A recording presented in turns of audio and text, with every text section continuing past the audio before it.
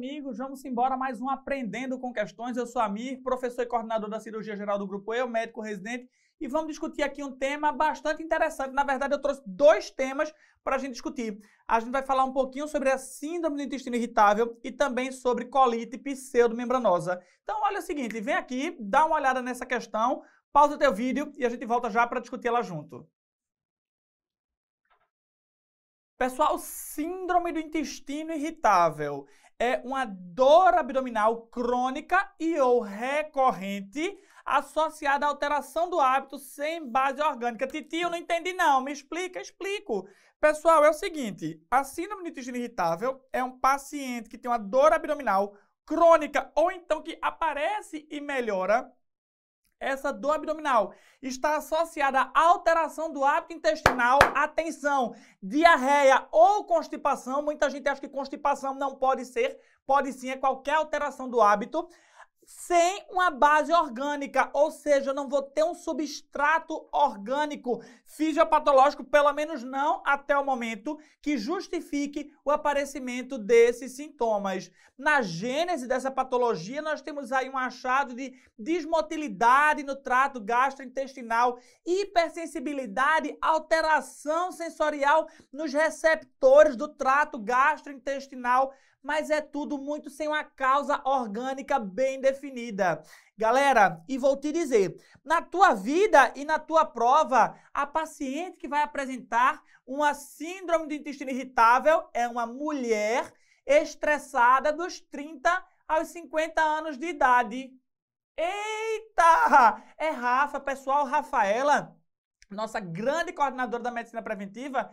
Ela é anestesista de formação e ensina, acho que em pelo menos 6 faculdades de medicina, além de coordenar o internato de medicina da Universidade de Pernambuco, ainda de coordenar a medicina preventiva do médico residente. Então, eu tenho certeza que Rafaela tem síndrome de intestino irritável. Dimas, me diga, ela sai para fazer cocô no meio da gravação? Sai, isso é Rafaela, pessoal. Rafaela é o protótipo da paciente com a síndrome do intestino irritável.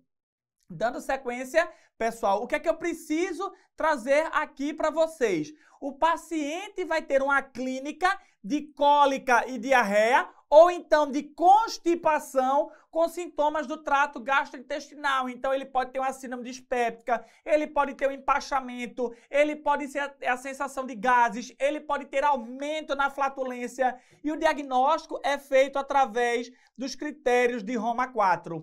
O tratamento é um tratamento multidisciplinar. Nós vamos ter que lançar mão de vários métodos para tentar melhorar a queixa do nosso paciente. Desde medicamentos como, por exemplo, a buscopolamina, até ali a necessidade de fazer antidepressivos, de utilizar métodos como a terapia cognitivo-comportamental, ou seja, vários métodos devem ser utilizados para tentar melhorar o desconforto do nosso paciente. Agora sim, falando dos critérios de Roma 4. Pessoal, eu não vou dizer para ninguém decorar critério de Roma 4, porque é muita coisa, é muito método diagnóstico que a gente tem que diagnosticar, que a gente tem que decorar para nossa prova. Então, esse aqui, pelo menos, dá para a gente entender o jeitão dos critérios de Roma 4 e gabaritar as questões. E eu vou te mostrar que dá. Bom, é um paciente com uma dor abdominal recorrente, pelo menos aí um dia por semana, nos últimos 3 meses, que se iniciou há pelo menos 6 meses. Então, ele tem queixa uma vez por semana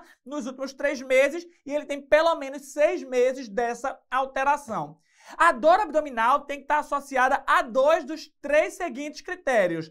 Dor relacionada à defecação. Então, atenção, o paciente ele melhora a sua dor abdominal quando ele vai no banheiro. Pode ver, Rafaela tá aqui, né, Dimas, gravando, já tá ali cheia de cólica, ela vai ali, dá a cagadinha dela, volta e ela tá completamente restabelecida. Grava aí mais 2 horas de aula. Mudança na frequência das fezes, ou seja, eu tenho agora um episódio de diarreia ou eu tenho um episódio de constipação e mudança na forma das fezes. Suas fezes eram bonitinhas, eram meio ali em formato de cilindro. Agora não, ela agora está mais pastosa, ou seja, mudou a aparência das suas fezes. E veja, eu não posso ter nenhum dos sinais de alerta que eu vou te dizer aqui embaixo. Pessoal, se eu tenho um paciente com idade maior que 50 anos e ele apresenta um quadro de alteração do hábito intestinal, eu não vou dizer que é síndrome do intestino irritável. Eu vou pensar que isso é câncer. Exemplo, se eu tenho mudança recente no hábito intestinal, eu te disse, eu tenho que ter pelo menos 6 meses para dar o diagnóstico. Evidência de sangramento. Atenção ao que eu vou dizer agora. Síndrome do intestino irritável, deixa eu até mudar a cor. Síndrome do intestino irritável, síndrome do intestino irritável, ela não acorda o paciente à noite para evacuar e ela não sangra. Duas coisas importantíssimas, não acorda o paciente e não sangra. Ou seja, você tem evidência de sangramento, eu penso em neoplasia e não em síndrome do intestino irritável. Dor noturna ou passagem das fezes, é o que eu disse, não acorda e não sangra. Perda de peso involuntário. O paciente está constipado e perdendo peso. Isso é síndrome do intestino irritável? Não, isso é câncer. História familiar de câncer coloretal ou doença inflamatória intestinal. Eu tenho que pesquisar essas patologias antes de dizer que isso é uma SII. Massa abdominal e constipação. Dimas, massa abdominal e diarreia. Massa abdominal e constipação. Isso é SII ou isso é câncer? Obviamente isso é câncer. A evidência de anemia ferropriva, teste de sangue oculto nas fezes. Se eu tiver qualquer um desses critérios, eu não posso dizer que é síndrome do intestino irritável. Eu tenho que afastar aí o diagnóstico de neoplasia. Questãozinha sobre SII, de grande relevância clínica e com repercussão importante para os portadores. Os sintomas estão associados a piora na qualidade de vida e grande absenteísmo ao trabalho. Rafa para muito de dar aula para fazer o cocôzinho dela. É achado frequente. Vamos lá. Eu te disse, não precisa decorar os critérios diagnósticos, mas precisa sentir o jeitão. Dor abdominal que frequentemente desperta o sono. Eu te disse, não sangra e não acorda o paciente. Piora clínica progressiva. Não, pessoal. Eu tenho episódios de recorrência e de acalmia, mas eu não costumo ter uma piora. Se está piorando a clínica, pensa em neoplasia. Sintomas com boa resposta terapêutica não recidivante. Galera, eu te disse que vários métodos devem ser utilizados e ainda assim com alta taxa de recidiva. Alívio da dor após a evacuação. Esse achado é clássico e faz a gente pensar em síndrome do intestino irritável. Mais uma questão, pausa teu vídeo e a gente volta já para decorar ela junto. Qual das opções abaixo caracteriza melhor a dor tipo cólica da síndrome do intestino irritável? Então, aqui os critérios. É uma dor que melhora com a evacuação, é uma dor que não acorda o paciente, que não está acompanhada de sangramento, de perda de peso, de massa palpável, de história familiar de câncer, história familiar de doença inflamatória intestinal. Então, é isso que precisa saber. Melhora com as evacuações. Sim, melhor caracteriza melhorar com as evacuações. Não piora com as evacuações, não piora à noite, pelo contrário, melhora. Não tem relação com a alimentação. Nem o fato de piorar, nem o fato de melhorar a dor abdominal do nosso paciente. Questãozinha, pausa teu vídeo e Titio volta já para discutir ela contigo. O que danado é isso? O que é que uma vaca tem a ver aqui com um spray sendo jogado no planeta Terra? Titi vai falar um monte de coisa, tu não vai entender direito, daqui a pouco eu junto tudo isso. Se você nasceu aí na década de 80, 90, você lembra que principalmente na década de 90, o mundo vivia um grande frisson.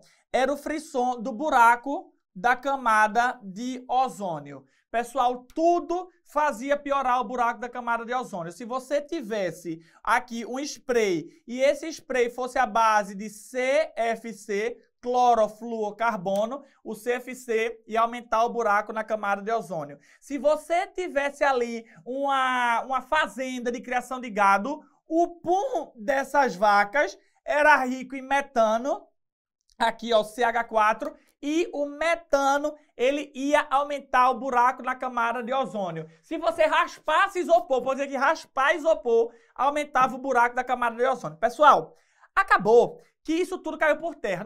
Nos anos 2000, 2010, aí o povo esqueceu isso aí, a onda agora é aquecimento global, a onda agora tem mais nada a ver com o buraco da camada de ozônio, que viram que o buraco da camada de ozônio, ele não está nem aumentando, nem diminuindo, nem tem relação com peido de vaca, nem tem relação com spray contendo CFC. Agora eu vou juntar isso tudo no próximo slide e vai fazer sentido. Colite pseudomembranosa é uma diarreia causada pelas toxinas bacterianas, toxinas A e toxinas B.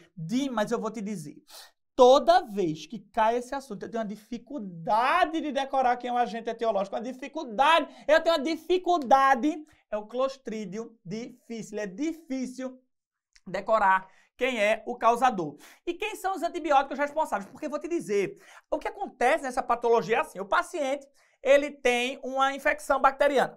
Por qualquer motivo, ele toma antibiótico. Aquele antibiótico, ele vai mexer na flora intestinal colônica, fazendo com que a gente tenha um supercrescimento bacteriano do Clostridium difficile. E quem são os antibióticos responsáveis? É a clindamicina, a fluoroquinolona e a cefalosporina, CFC. Lembra então do gás? Lembra do gás que prejudicava a camada de ozônio? Então agora, ó, as coisas começam a fazer sentido. CFC, C de clindamicina, fluoroquinolona e cefalosporina são os antibióticos mais relacionados com o aparecimento da colite pseudomembranosa. Na tua prova e na tua vida, o paciente clássico é um paciente idoso que fez uso recente de antibiótico e agora ele apresenta diarreia, febre, dor abdominal, colite, ou seja, na vida e na prova é um paciente que fez antibiótico recente e agora tem um quadro diarreico no trato gastrointestinal. O diagnóstico pode ser feito através da colonoscopia, em que nós vamos ter o achado de pseudomembranas espalhadas por toda a região colônica. Nós podemos fazer a pesquisa de toxina A e toxina B através do método ELISA ou então através da PCR e nós podemos fazer a coprocultura. Acontece que a coprocultura ela falha um pouco porque ela vai dizer que eu tenho Clostridium difficile, mas o Clostridium difficile ele é uma bactéria comum do meu trato gastrointestinal. Então não dá para fazer muito esse vínculo aí de que aquela bactéria está causando aquele quadro. Por isso que o melhor é a gente fazer a pesquisa das toxinas. Então vamos lá. 64 anos de idade, uma paciente mais idosa, dor abdominal de forte intensidade, com febre, diarreia sem sangue, ou seja, uma colite numa paciente idosa. Antecedente de internação prévia a 1 mês devido a pneumonia. Pneumonia trata com o quê, Dimas? Com oxigênio? Não, com antibiótico. Então a paciente fez uso recente de antibiótico, é mais idosa e está fazendo esse quadro aí abdominal. Hipertensa, diabética controlada, frequência aumentada, frequência respiratória aí normal, pressão querendo começar a cair, abdômen distendido, doloroso, com sinal de irritação peritoneal difusa. Hematócrito e hemoglobina estão aí, ó, quer dizer, hemoglobina 11.3, leucograma 19.000, PCR aumentada, creatinina tocada, lactato de 28, sem outras alterações. Pessoal, o que é que nosso paciente tem? Tá aqui a tomografia. Na tomografia, eu vejo na topografia, principalmente aqui, ó, do meu colo descendente, um espessamento da parede colônica. Esse espessamento que vai denotar pra gente uma colite. Uma colite no paciente mais velho que fez antibiótico é uma colite pseudomembranosa. Por que não pode ser uma síndrome isquêmica? Porque nas síndromes isquêmicas eu não vou ter peritonite. E aqui eu tenho irritação peritoneal. Úlcera péptica perfurada, eu teria que ter o quê? Pneumoperitônio, sinal de Kudelec. E diverticulite complicada, eu teria que ter na topografia colônica a presença de divertículos e eu não tenho a imagem diverticular. A clínica é clássica, o paciente é de risco, tem a história do antibiótico e tem a tomografia compatível, gabarito, alternativa A. Questãozinha, pausa teu vídeo e Titio volta já para discutir ela contigo. 40 anos, 35º dia de pós-operatório de apendicectomia por apendicite aguda e peritonite. Evoluiu com pneumonia e ventilação mecânica. Dimas, trata a pneumonia com o que mesmo? Oxigênio é? Não, antibiótico. Então o paciente fez aqui uso de antibiótico. Ele agora tem diarreia aquosa com odor fétido, sem sangue, piora da leucocitose. O que é que ele tem? Ele tem uma colite. Uma colite após uso de antibiótico. Colonoscopia, aí ó, edema mucoso e eritema em mancha no cólon esquerdo. O que é que esse paciente tem? Colite isquêmica? Não. Colite isquêmica ele teria aumento do lactato, dor abdominal e ausência de peritonite. Na colonoscopia, a gente teria o achado de isquemia na parede colônica. Colite pseudomembranosa sim, isquêmica não. Retocolite ulcerativa é um quadro crônico, recorrente, arrastado, não quadro aguda. Colite pseudomembranosa. Qual o melhor método para o diagnóstico? Coprocultura ou ELISA? Sem sombra de dúvidas, ELISA. Gabarito da questão, alternativa é. Dando sequência, vamos ver como é que a gente... Não, desculpa. Vê essa questão ainda, pausa teu vídeo e eu volto já para discutir ela contigo. Amigos, vamos agora tratar. Como é que eu vou fazer para diminuir aquele supercrescimento bacteriano do Clostridium difficile? Eu vou fazer metronidazol ou vancomicina, atentos ao detalhe, via oral. O tratamento dessas formas devem ser feitas através da via oral, exceto em quadros muito graves, que aí eu posso pensar na antibiótico terapia venosa. Em casos refratários com grande colite, eu posso pensar em colectomia e, atenção, para pacientes refratários, a gente também pode fazer o transplante fecal, que é o fornecimento da microbiota colônica de um paciente morador do mesmo ambiente do paciente com caso índice, e você vai pegar as fezes daquele paciente e ofertar aquele todinho para o paciente em questão tomar. Obviamente não é feito via oral, você passa uma sonda ou então faz sob enema, mas saibam do transplante fecal como uma possibilidade de tratamento para colite pseudomembranosa. Vamos então. Aí, ó, onde é que tem forte evidência de que o transplante de fezes é uma opção terapêutica? Sem sombra de dúvidas, na diarreia por Clostridium difficile. Nos outros casos, não há nenhuma evidência para a gente oferecer um caldinho de cocô para os nossos pacientes. Espero que vocês tenham adorado essa aula. Se gostou, curte, compartilha. Se não gostou, manda para o inimigo, mas não deixa de compartilhar. A gente se encontra em breve. Um grande abraço a todos.